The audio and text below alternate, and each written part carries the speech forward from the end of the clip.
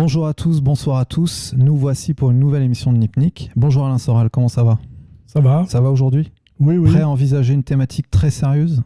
Ouais, c'est un peu même un peu sérieux même. Bon, alors on va parler de religion dans cette émission. Alors première chose, est-ce que vous croyez en Dieu? C'est une très difficile question. Pourquoi? J'arrive à y répondre négativement. C'est-à-dire je crois au diable, je crois au mal, et je crois à la présence du diable et des forces du mal sur Terre. Voilà. Et pas forcément un Dieu alors? Non, mais par opposition, je suis obligé d'en déduire logiquement que si le mal agit sur Terre, pour que le mal ne triomphe pas absolument totalement, ça serait déjà fait, il faut bien qu'il y ait une force qui le contrebalance et qui soit le bien. Et en plus, comme le bien est bienveillant alors que le mal est malveillant, il me paraît logique que le bien doit être infiniment supérieur au mal pour pouvoir, maintenir le monde en équilibre. Puisque quand quelqu'un agresse quelqu'un qui ne se défend pas d'une certaine manière ou qui n'agresse pas, il faut, pour que le combat ne puisse simplement durer, que celui qui est agressé soit infiniment plus fort, plus résistant et plus costaud que celui qui agresse.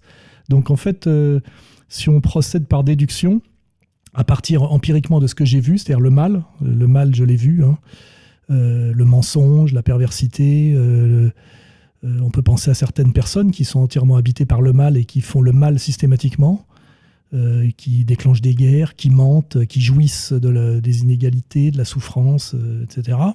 Je ne vais pas citer de nom, mais on pensera à des personnages notamment qui sont très actifs en France. Donc par déduction, je me dis, par une série de déductions, que forcément il y a quelque chose que certains appellent Dieu. Mais ma réponse n'est pas immédiate, c'est pas une réponse anthropomorphe, tu vois. Alors ça voudrait dire que vous ne croyez pas forcément au paradis, parce que quelqu'un qui fait le bien toute sa vie, il va peut-être pas gagner quelque chose derrière. Ça c'est autre chose, parce que ce que je constate en réalité, c'est qu'il y a eu un effondrement de la religion, parce qu'on parle de la religion et Dieu, c'est pas tout à fait la même chose, mais qu'en réalité, il n'y a pas eu un effondrement de la croyance. J'ai remarqué par exemple que pratiquement toutes les femmes que j'ai rencontrées dans ma vie croient en Dieu. Et en revanche, pratiquement plus personne ne se soumet au dogme et à la religion. Et c'est ça la grande modernité, entre guillemets. Là, j'émets pas de jugement de valeur.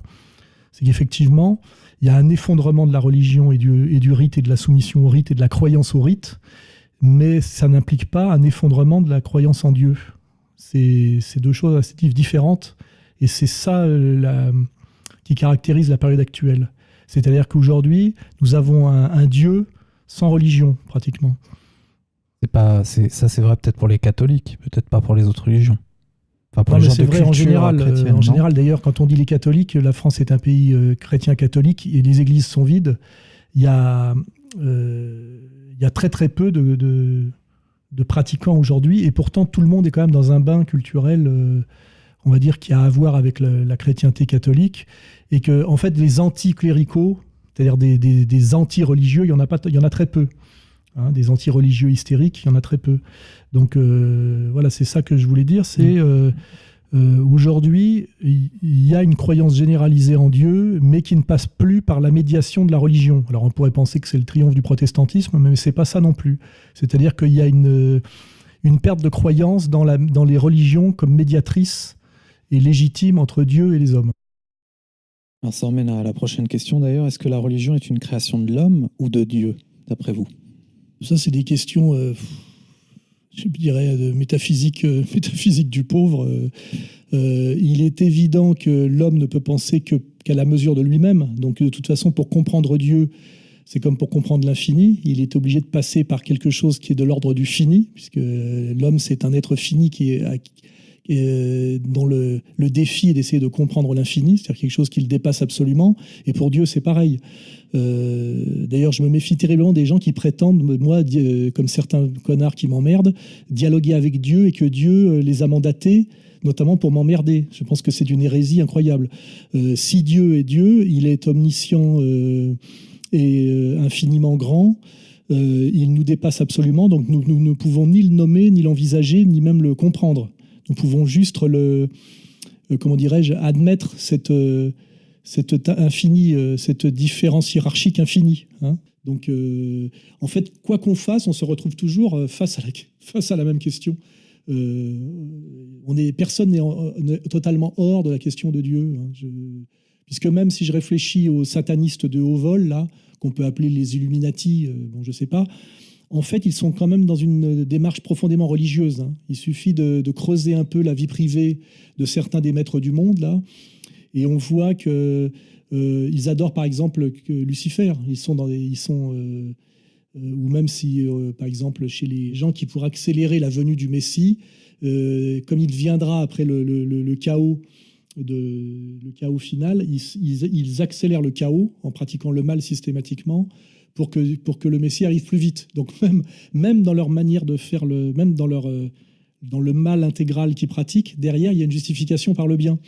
En fait, c'est assez étrange car personne ne revendique le mal pour le mal jusqu'au bout. Il y a toujours un moment où ça s'inverse, puisque même les satanistes, quand on les étudie, notamment Crowley, etc., prétendent s'émanciper d'un Dieu qui est un manipulateur et qui est là pour nous faire souffrir, nous limiter, et prétendent en fait que leur combat pour le diable est un combat positif de libération de l'homme, et qu'en dernière instance, c'est un combat pour le bien. C'est-à-dire que en dehors de la pathologie, c'est-à-dire de la pure pathologie, c'est-à-dire du fou sanguinaire qui est dans l'incohérence, tout le monde est toujours plus ou moins guidé au niveau de son discours, hein, même si c'est par des biais un peu dialectiques, par la question du bien, en réalité. Hein. Bernard-Henri Lévy prétend faire le bien, en réalité. Il prétend qu'il a libéré la Libye de la dictature de Kadhafi. Il n'ose pas, ou il n'assume pas, ou même il ne croit pas, se réjouir ouvertement et au premier degré d'avoir produit la destruction d'une société humaine qui a généré des milliers et des milliers de morts dans d'atroces souffrances. Personne ne revendique ça. Alors si Dieu existe, c'est en imaginant si vous êtes croyant, pourquoi la mort existe-t-elle ?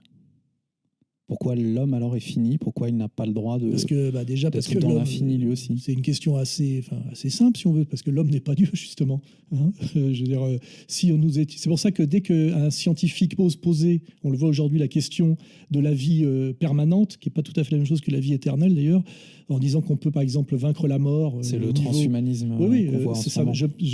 Ça me paraît très inquiétant sur le plan métaphysique. Immédiatement, moi, ça m'inquiète parce que c'est un défi à Dieu. Ce qui prouve bien que, d'une certaine manière, je suis religieux parce que je trouve ça très angoissant d'oser affirmer ça. Or, il y en a qui l'affirment, le sourire aux lèvres, avec en plus derrière l'idée que c'est un marché. Oui, mais alors à ce moment-là, à un autre niveau, les médicaments, quand ils sont arrivés, quand on peut guérir l'être humain de maladies, c'est-à-dire que vous êtes aussi contre parce que non, mais là, c'est la question des médiations, évidemment. Alors à ce moment-là aussi, on peut se poser c'est la question de la limite. Hein. C'est-à-dire que petit à petit, pas à pas, on peut très bien ne pas voir le franchissement de la limite. Entre ne pas laisser mourir un enfant qu'on pourrait soigner sous prétexte que certaines sectes sont comme ça, hein, refusent absolument tout soin en disant que Dieu veut tout. Je suis désolé, c'est pas du tout. C'est une déviation perverse. On est sur la terre pour vivre des choses, on a une liberté évidente, tout n'est pas écrit de A à Z et tout n'est pas la volonté de Dieu, c'est-à-dire le mal, le bien, les maladies, les accidents de voiture, etc. Ça, c'est des visions, à mon avis, totalement dégénérées. Du coup, quand Google veut ajouter simplement, en fait, le principe, c'est que si vous perdez votre jambe, ils veulent remplacer par une jambe bionique, entre guillemets, qui pourra durer éternellement et finalement arriver à la fin à ce que tout le corps humain soit comme ça, entretenu. Mais justement, entre une prothèse, hein, qui est une partie, et tout le corps humain qui est remplacé, excusez-moi, il y a quand même une différence, ce qu'on appelle un saut qualitatif, c'est-à-dire où on passe de la quantité à la qualité. Et là, il y a une rupture radicale. Hein. C'est le principe des sauts qualitatifs dans la philosophie hegelienne. Hein. On fait monter la température de l'eau, et puis à 99 degrés, elle arrive à 100, puis à 100, elle devient du gaz. Hein. Donc là, il y a une rupture intégrale, une rupture de forme. Hein. Ça s'appelle une transformation. Et la prothèse, c'est quelque chose, oui. Mais après, quand la prothèse remplace intégralement le corps, on est passé dans autre chose. Parce qu'à ce moment-là aussi, on peut dire qu'on peut aider l'intelligence humaine par des prothèses électroniques. Un ordinateur est un aide-mémoire et un aide à l'intelligence. Mais à un moment, dire qu'on remplace strictement et intégralement le cerveau par un ordinateur, il y a un saut qualitatif où là, il y a une vraie rupture. Et cette rupture pose la question, effectivement, de de la sortie de l'humanité. On n'est plus dans l'humanité augmentée, on est dans la rupture totale avec l'humain. Et effectivement, là, il y a quelque chose d'angoissant, qui est évidemment angoissant. Mais est-ce qu'on y arrivera quand même? Parce qu'il y a des gens qui sont prêts à payer pour Alors, moi, j'ai remarqué un truc, c'est que les scientifiques ont un petit côté naïf. Par exemple, si on pense à la conquête de la modernité, c'est souvent la conquête de l'infiniment petit. Pasteur découvre les microbes, mais après, il faut découvrir les virus. Et puis après, on croit que la virus, c'est le maximum de petitesse qu'on peut trouver dans l'organisme. Et puis pareil pour l'atome. Alors, on découvre l'atome, les électrons. Et puis après, on voit qu'il y a encore des choses plus petites, etc. Or, en fait, j'ai compris, moi, et remarqué que ça ne s'arrête jamais. C'est-à-dire que quand on croit qu'on est arrivé à la limite, c'est simplement qu'on est arrivé à la limite de ce qu'on peut voir à un moment donné. Mais ça ne s'arrête pas. Aujourd'hui, on voit qu'on avait pensé et réglé définitivement certains problèmes avec les antibiotiques. Or, il y a une adaptation aux antibiotiques. La plus petite particule élémentaire telle qu'elle était définie en termes d'échelle quantitative dans les années 30, aujourd'hui, on a trouvé X fois plus petit. Et on invente encore des appareils pour essayer d'aller encore dans le plus petit. Et là, on est toujours dans la question qu'il n'y a pas de limite à l'infiniment petit comme à l'infiniment grand. Donc, de toute façon, comme l'histoire, le combat, le challenge ne s'arrête jamais. Et ceux qui vous disent, là, avec un micro, dans 50 ans, nous aurons vaincu la mort parce que nous sommes capables, effectivement, de rendre réversibles des désorganisations cellulaires et organiques, peut-être, effectivement, qu'on va réussir à résoudre ce problème-là. Mais immédiatement, ça va en faire surgir d'autres. Hein, exactement comme les médicaments qui soignent certaines maladies, mais provoquent des déséquilibres au niveau du complexe global corporel et génèrent d'autres souffrances. On a vu aussi qu'à un moment donné, on a réglé, par exemple, au niveau de l'agriculture, des problèmes par les pesticides. Et puis ces pesticides, qui à un moment donné étaient une solution, aujourd'hui deviennent un problème. Ils tuent les abeilles, ils créent un appauvrissement, etc.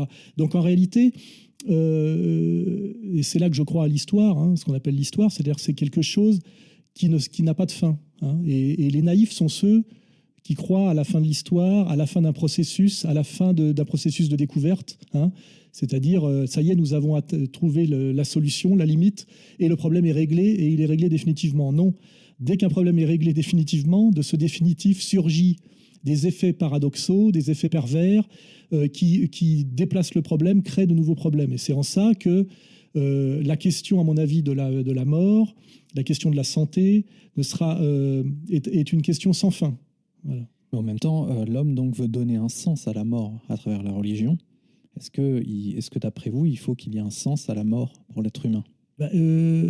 L'être humain est un être, comment dirais-je, de raison, au sens où par sa puissance du cerveau, il cherche à comprendre, il produit de la compréhension. Hein. Il produit des catégories, il produit ce qu'on appelle la logiste, ensembliste, identitaire, etc. Enfin, et en fait, l'absurde, l'inexpliqué, qui n'est pas l'inexplicable, hein, lui est en fait insupportable. C'est générateur d'angoisse. Donc de toute façon, l'homme est un animal dont une des composantes, je dirais, fondamentales est la quête de la vérité, de la solution. C'est un inventeur profondément. C'est pour ça qu'il est jeté dans l'histoire. Il commence à inventer le silex, puis après le biface, et puis après je sais pas quoi, la sagaie, et puis il ne s'arrête jamais. Donc l'idée, par exemple, de l'inexplicable, de l'absurde, de la chose sans explication, est quelque chose qui est profondément anti-humain et générateur d'angoisse. C'est-à-dire c'est une immobilisation forcée qui ne peut pas lui correspondre. Donc de ce point de vue-là, l'homme cherche toujours des explications, et l'explication ultime, c'est l'explication par rapport à l'au-delà de l'humain, l'au-delà de la vie, l'au-delà de la mort. Et donc on voit bien que derrière, c'est la question de Dieu. Hein. Enfin, Dieu, ça peut être, comment dirais-je, l'addition illimitée de tous ces attributs qui sont autant de questions que l'homme est capable de se poser, et surtout qu'il n'est pas capable de ne pas se poser. Ce qui est beaucoup plus effrayant, c'est les hommes qui sont capables de vivre sans se poser de questions qu'on appelle métaphysiques. Et c'est vrai que quand on ressent une angoisse par rapport à l'American Way of Life, très très bien montré dans les documents publicitaires des années 50, Technicolor, on peut se dire, est-ce qu'un homme peut se suffire d'un pavillon avec une piscine et un barbecue? Tu vois, et de pousser des putes dans la piscine en faisant griller des saucisses le dimanche. À un moment donné, il se crée en lui s'il n'est pas un animal, c'est la vraie question, quelque chose de l'ordre du vide métaphysique, de l'insuffisance religieuse. Et là, d'ailleurs, en général, il part sur des chemins. Ça peut être, alors, au plus bas, ça peut être le bricolage, hein, le coin bricolage, le jardinage, et ça peut aller, quand on monte dans les hautes sphères, jusqu'à la quête spirituelle intégrale, qui donne comment dirais-je, le Moyen-Âge chrétien des monastères et des moines, hein, dont toute la vie est, comment dirais-je, consacrée à l'étude et à la recherche et à la compréhension du divin.